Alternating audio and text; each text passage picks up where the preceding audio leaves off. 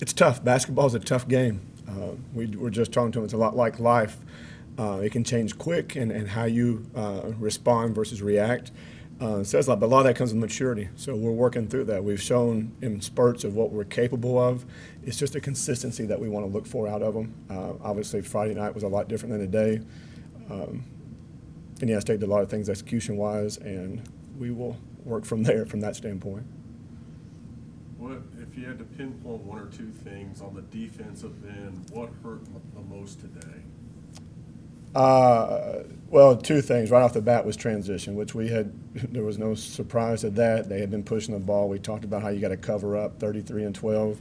It was just a lack of execution of that. Now, I need to go back and see the film to see exactly why they got open on a couple of transition ones where we had rotated that post rim running. We helped on that, and we didn't cover for helping the helper a couple of times. And they, statistically, they're way above our average right there. But then you have to adjust to that when a kid's hot. We went under a screen one time. Any mistake that we made, they capitalized on. So it wasn't just one thing. We went under a screen we shouldn't have. We pulled off a guy we shouldn't have, just some things like that. Was the transition defense, even after made buckets, it seemed like they were able to beat you down the floor a couple of times for easy shots? How disturbing was that?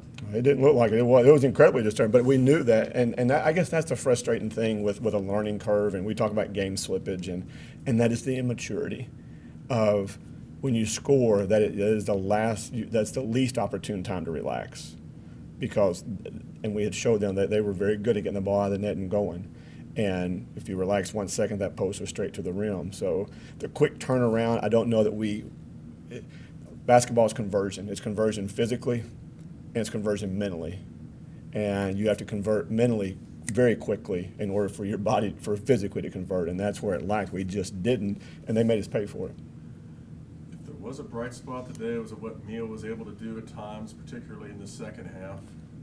Mia has had a great 3 weeks, I guess, or month, however you want to look at it. And that's the greatest thing, and it's the most frustrating thing because it's a little inconsistent, which is what you're going to get when you're playing a bunch of freshmen and new kids, but it doesn't make it any easier. But, yeah, Mia listens. Mia brings energy.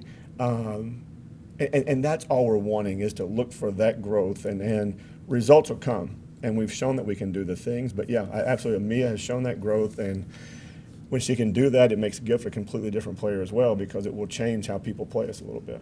And I was going to ask, too, Kelly talked about the possibility of playing both together. Assuming you can keep both out of foul trouble, how much more is a possibility we could see that line up down the stretch? I think certainly seeing it in spots. This league is so different when a lot of the teams are a pure 5 out. So then you have to try to weigh the percentages of can we make sure we can take advantage on the offensive end what we might give up defensively or vice versa. But certainly a lineup that we've been working with in practice and we've seen in the last couple of games a little bit. And as far as Thursday night goes, Missouri State coming in here, what do you think of the things you and the staff want to see this team do to put up a more competitive showing against them than you were able to last month? Yeah, I think playing at home, I think showing what Indiana State, how closely they played them last night, showed them some things, again, to clean up. We've made some progress in things, and then today we took a step back, and so we just need to take those 2 steps forwards again. We like playing them the second time around. That's the challenge, is to bring them in and to see that growth. Again, staying in front of the ball, they've got a very veteran, savvy point guard. They got a strong post. They're very well coached, very disciplined, very veteran team. So just the growth and just simple execution. I think if we can just stick to that, of knowing the 2 or 3 things we're trying to take away defensively, the 2 or 3 things we're trying to exploit offensively, we'll be in good shape.